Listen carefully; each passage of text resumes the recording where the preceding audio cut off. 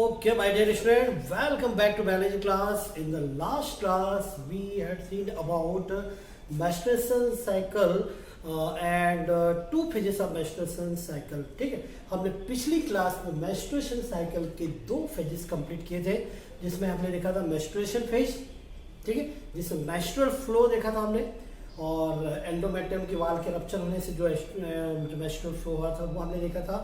It last about 3 to 5 days. ठीक है, 1 से 5 दिन के बीच में ये मेंस्ट्रुअल फ्लो होता है और जिसको मेंस्ट्रुएशन फेज कहते थे. और सेकेंड फेज हमने देखी थी follicular phase in which maturation and development of follicles takes place. ठीक है, from primary follicle to Graafian follicle. Primary follicle से ग्राफियन फॉलिकल का डेवलपमेंट जो कि FSH follicle stimulating hormone which secreted from anterior lobe of pituitary gland. तो follicle stimulating hormone के stimulation से या उस हार्मोन के इफेक्ट से हमने फॉलिकल का मैच्योरेशन या डेवलपमेंट देखा था. थर्ड फेज जो है ovulatory phase. Menstruation phase cycle की जो तीसरी फेज है वो क्या है? Ovulatory phase. So my dear students, let's start ovulatory phase. What is ovulatory phase? Ovulatory means ovulation. यहाँ पे क्या होता है? ओव्यूलेशन होता है. इसके पहले जो हमने सेकंड फेज देखी थी जिसको हमने फॉलिकुलर फेज कहा था, it is also known as pre ovulatory phase, जिसमें ओव्यूलेशन के पहले की स्टेज रहती है, इसलिए उसको प्री ओव्यूलेशन कहते हैं. तो ओव्यूलेटरी फेज में क्या होता है? इसमें ओव्यूलेशन होता है. क्या होता है भाई? इसमें ओव्यूलेशन होता है. जो फॉलिकल का डेवलपमेंट हो जाता है, एक जो ग्राफियन फॉलिकल होते हैं, तो ग्राफियन फॉलिकल से फिर LH सर्ज जब होता है, मतलब जब LH ल्यूटिनाइजिंग हार्मोन जब इंक्रीज हो जाता है, या जिसको हम LH सर्ज बोलते हैं, तो उससे क्या होता है? ओव्यूलेशन प्रोसेस हो जाती है और ओव्यूलेटरी फेज में एंटर कर जाता है. तो 1 से 1 to 5 डेज में हमने मेंस्ट्रुएशन फेज देखी थी. फिर 6 to 13 डेज में हमने देखा था क्या? Follicular phase. अब ये जो 14 डे जो है ये किसका रहेगा? ओव्यूलेटरी फेज का रहेगा भाई. ठीक है, ये कुछ डेज मैंने बताया यहाँ पे आपको. तो ovulatory phase it last only 1 day, सिर्फ एक दिन के लिए होता है. 14 डे जो रहता है ना, मतलब 1 to 28 या 29 डेज में जो 14 डे जो रहता है वो कौन सा रहता है? ओव्यूलेटरी फेज होता है. It last only 1 day. FSH follicle stimulating hormone का जो लेवल रहता है वो यहाँ पे डिक्रीज हो जाता है और LH का इंक्रीज हो जाता है.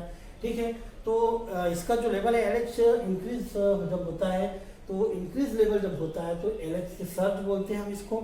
और जब ल्यूटिनाइजिंग हार्मोन या LH हार्मोन का, LH जो हार्मोन है ल्यूटिनाइजिंग हार्मोन, इसका जब लेवल इंक्रीज होता है, इसका अमाउंट जब बढ़ता है, तो क्या होता है? Ovulation, which cause ovulation. Ovulation occur approximately 34 to 36 hours after the onset of LH surge. LH surge जब होता है तो उसके बाद approximately 34 से 36 hours बीच में क्या होता है? ये हमारा ओव्यूलेशन का प्रोसेस होती है.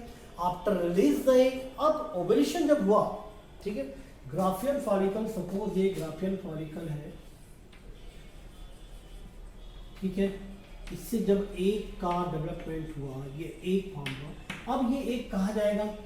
ये एग आएगा कहाँ पर? ये ट्रेवल करके जाएगा कहाँ? फैलोपियन ट्यूब में. अभी ये सब पूरी प्रोसेस कहाँ हो रही है? ग्राफियन फॉलिकल से एग का जो रिलीज होने की जो प्रोसेस है या ओव्यूलेशन जो हो रही है, ये कहाँ पे हो रही है? ओवरी में हो रही है. आपको डायग्राम याद होगा शायद. चलिए यहाँ पे देख लेते हैं हम एक बार डायग्राम.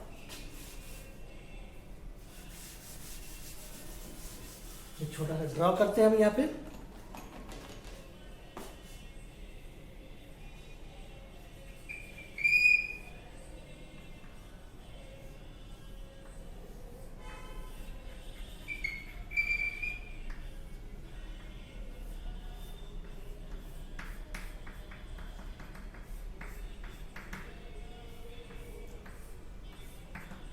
ठीक है, यहाँ पे जब ये एक का फॉर्मेशन हुआ, ये ट्रेवल करके कहाँ जाएगा? फैलोपियन ट्यूब में आ जाएंगे और फैलोपियन ट्यूब में यहाँ पे एम्पुला में.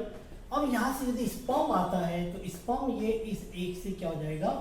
फर्टिलाइज हो जाएगा और फर्टिलाइज एग का डेवलपमेंट होगा और फिर ये कहाँ इम्प्लांट हो जाएगा? यूटेरस में इम्प्लांट हो जाएगा फर्टिलाइज एग. यदि फर्टिलाइजेशन होता है, यदि स्पर्म आता है और स्पर्म से जब इनका फर्टिलाइजेशन होता है, वो उनका जो एग रिलीज हुआ ओव्यूलेशन में, तो फर्टिलाइज एग जो रहेगा वो कहाँ इम्प्लांट कर दिया जाएगा, it implanted into uterus wall, ठीक है। तो वही हमने यहाँ पे बताया हुआ, ओव्यूलेशन आकर approximately 34 to 36 hours after the onset of LH cell. LH cell जब होता है तो उसके बाद क्या होता है, ओव्यूलेशन होता है, एग रिलीज होते हैं। After release the egg enter into fallopian tube, कहाँ आ जाता है, तो यहाँ से ओवरी से फैलोपियन ट्यूब में आ जाएंगे। इफ स्पर्म आर प्रेजेंट, यदि यहाँ पर स्पर्म प्रेजेंट है तो क्या होगा, फर्टिलाइजेशन होगा, और नहीं तो फिर फर्टिलाइजेशन नहीं होगा। Present when fertilisation process takes place, तो क्या होगा, फर्टिलाइजेशन प्रोसेस होगा। अब क्या होता है, यदि फर्टिलाइजेशन हो जाता है, in the case of fertilisation fertilise egg travel into uterus, अब फर्टिलाइज एग कहाँ ट्रेवल करके आ जाएगा, यूट्रस में आ जाएगा, वहाँ इम्प्लांट हो जाएगा and attempt to implant in the uterus wall, और वहाँ पे क्या हो जाएगा, इम्प्लांट हो जाएगा। If the egg is not fertilise it disintegrate after 24 hours, ठीक है। तो एग का जो यहाँ पे ओव्यूलेशन प्रोसेस में एलएच सर्ज होने के बाद जैसे ही ल्यूटिनाइजिंग हार्मोन इंक्रीज होता है, ओव्यूलेशन प्रोसेस होती है, ओव्यूलेशन होने के बाद मतलब ये एलएच सर्ज मतलब जो एलएच का लेवल इंक्रीज होता है तब ये प्रोसेस है, ठीक है।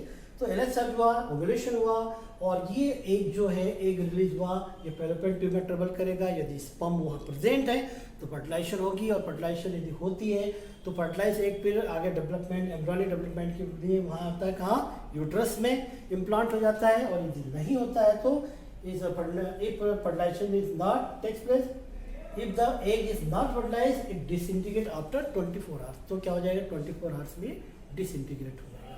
तो ये था ओव्यूलेटिव फेज जिसमें हमने ओव्यूलेशन देखा।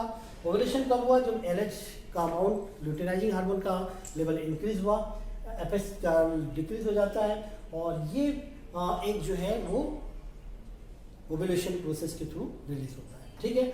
तो एग यदि फॉर्म हुआ है, स्पर्म उसको मिल जाएंगे, फर्टिलाइजेशन होगा, फर्टिलाइज एग यूट्रस में इम्प्लांट हो जाएगा, और यदि नहीं होता है तो 24 आवर्स में क्या हो जाएगा, वो डिसइंटीग्रेट हो जाएगा। ये तो थी ओव्यूलेटिव फेज। नेक्स्ट हम देखते हैं अगली phase, fourth phase, luteal phase, ठीक है।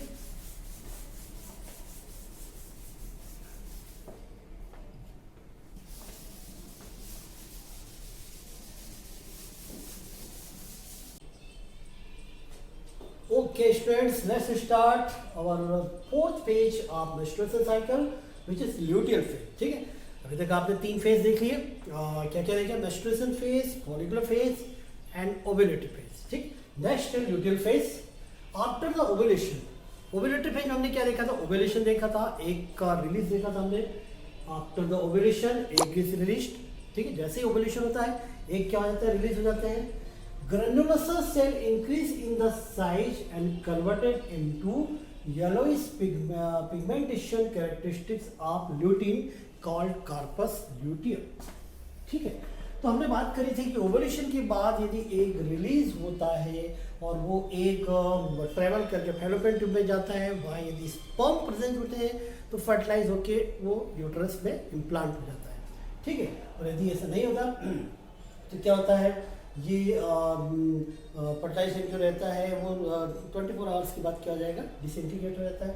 तो ग्रेनुलोसा सेल जो रहती है, जैसे ड्रॉप एंड फॉलिकल से एग रिलीज हुआ, अब जो रिमेनिंग जो ग्रेनुलेशन या फॉलिकल्स हैं वो क्या करते हैं, वो एक येलोइश कलर पिगमेंटेड एक बॉडी तैयार करते हैं जिसको बोलते हैं कार्पस ल्यूटियम, ठीक है।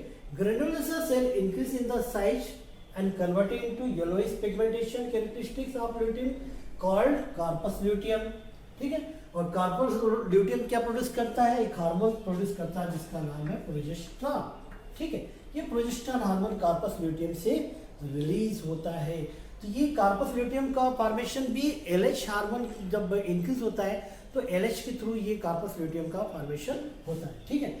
और एलएच फॉर्म होता है एस्ट्रोजन के कारण, और एलएच जब इंक्रीज होता है तो प्रोजेस्टेरॉन हार्मोन का फॉर्मेशन होता है। प्रोजेस्टेरॉन प्रोजेस्टेरॉन कार्पस ल्यूटियम के थ्रू सीक्रेट हो रहा है। कार्पस ल्यूटियम से क्या सीक्रेट हो रहा है, प्रोजेस्टेरॉन हार्मोन सीक्रेट हो रहा है।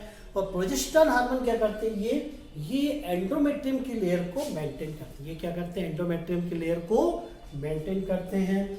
The corpus luteum begin to decrease in size at around 10 week, ठीक है। आप प्रेगनेंसी, यदि प्रेगनेंसी होती है तो क्या होता है, the corpus luteum begin to decrease in size at around 10 week of pregnancy. When fertilization or implantation do not occur, the carpus luteum will begin to break down this cause decline of oestrogen and progesterone.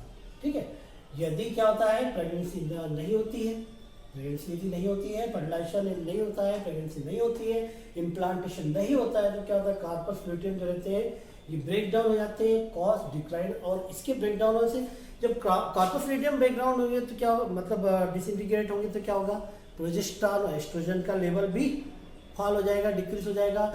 और progesterone का level जब decrease होगा तो endometrium layer जो रहेगी वो क्या होगी, वो भी रप्चर हो जाएगी, ब्रेक हो जाएगी। और फिर इसके बाद फोर्थ फेज के बाद, ल्यूटियल फेज के बाद अगली फेज क्या शुरू हो जाएगी, मेंस्ट्रुएशन फेज शुरू हो जाएगी, मतलब ये रीसाइकल हो जाएगी 28 डेज में। ठीक है, तो the corpus luteum will begin to break down, this cause decline of estrogen progesterone. Progesterone जैसे डिक्रीज हुआ due to which endometrial lining rupture, endometrium क्या हो जाएंगे, रप्चर हो जाएंगे। और corpus luteum get disintegrate into convert into corpus albicans. और ये कार्पस ल्यूटियम जो येलो कलर की बॉडी थी वो किसमें डिसइंटीग्रेट हो जाएगी, व्हाइट कलर की बॉडी कार्पस एल्बिसेंस में। ठीक है, तो ल्यूटियल फेज में एक ल्यूटिन प्रोटीन के थ्रू एक येलो कलर की बॉडी फॉर्म होती है जिसको कहते हैं कार्पस ल्यूटियम। और कार्पस ल्यूटियम जो रहता है वो प्रोजेस्टेरॉन हार्मोन सीक्रेट करता है, एस्ट्रोजन सीक्रेट करता है। प्रोजेस्टेरॉन का काम क्या होता है, वो एंडोमेट्रियम की लेयर को मेंटेन करता है। ठीक है, और यदि फर्टिलाइजेशन नहीं होता है, इम्प्लांटेशन नहीं होता है, तो कार्पस ल्यूटियम जो रहता है वो किसमें डिसइंटीग्रेट हो जाता है, एक 10 वीक के बाद वो हो जाता है अपना कार्पस एल्बिसेंस में। ठीक, और एंडोमेट्रियम चूंकि कार्पस ल्यूटियम डिसइंटीग्रेट हो गया तो प्रोजेस्टेरॉन का लेवल भी डिक्रीज हो जाएगा। प्रोजेस्टेरॉन का लेवल डिक्रीज होगा तो क्या होगा, एंडोमेट्रियम की लेयर रप्चर हो जाएगी, और एंडोमेट्रियम की लेयर रप्चर होके और फिर ब्लड वेसल्स और कुछ जो डेड एग जो बचा हुआ था, जो अनफर्टिलाइज्ड एग था, है ना, वो और एंडोमेट्रियम की लेयर, कुछ म्यूकोसल टिश्यूज और ब्लड वेसल जो रहते हैं get damage to form menstruation flow. ठीक है, और ये वापस से 28-29 डेज के बाद फिर से रिपीट हो जाएगा और फिर से पहली फेज मेंस्ट्रुएशन फेज में आ जाएंगे हम। ठीक है, समझ में, मेंस्ट्रुएशन फ्लो होगा, फिर उसके बाद फॉलिकुलर डेवलपमेंट हमने देखा था, है ना, और हार्मोन्स की एक्टिविटी देखी थी। फॉलिकुलर डेवलपमेंट के समय हम एस्ट्रोजन फॉलिकल्स के थ्रू रिलीज होते हैं जो एंडोमेट्रियम लेयर को रीजनरेट करते हैं। ठीक है, फॉलिकल का डेवलपमेंट होता है, फिर एलएच फॉलिकल स्टिमुलेटिंग हार्मोन के थ्रू, फिर उसके बाद एलएच जब इंक्रीज होता है लुटेनाइजिंग हार्मोन, तो तीसरी फेज में ओवुलेशन होता है। ओवुलेशन होने के बाद यदि एग फर्टिलाइज हो गया तो इम्प्लांट हो जाएगा यूट्रस में, नहीं होता है तो वो 24 आवर्स के बाद डिसइंटीग्रेट हो जाएगा। और जब ल्यूटियल फेज में एंटर करते हैं तो कार्पस ल्यूटियम का फॉर्मेशन होता है जो कि प्रोजेस्टेरॉन फॉर्म करेंगे, प्रोजेस्टेरॉन एंडोमेट्रियम लेयर को मेंटेन करेंगे। और यदि प्रेगनेंसी नहीं होती है तो कुछ दिन बाद क्या होगा, वापस से ये कार्पस ल्यूटियम डिसइंटीग्रेट हो जाएगी कार्पस एल्बिसेंस में, और प्रोजेस्टेरॉन जो है फिर से डिक्रीज होके एंडोमेट्रियम लेयर को रप्चर कर देगा और फिर से मेंस्ट्रुएशन फ्लो शुरू हो जाएगा। ये था ल्यूटियल फेज फोर्थ फेज, और इस तरह से मेंस्ट्रुएशन साइकिल की चारों फेज कंप्लीट हो जाती है और इसको आपको रिवाइज करना है। अब इसके बाद मैं आपको हार्मोनल एक्टिविटी और डायग्राम के थ्रू पूरी चीज़ रिवाइज करूँगा। अभी आप इनको नोट डाउन कर लें, पूरे चारों फेज को एक बार पढ़ें, रीड करें, और रीड करने के बाद मैं आपको अभी बताने जाऊँगा क्या, पूरा एक रिवीजन के फॉर्म में डायग्राम के थ्रू और हार्मोनल एक्टिविटी को मैं एक साथ बताऊँगा। यहाँ तक आप रिवाइज कर लीजिए, आगे देखते हैं नेक्स्ट।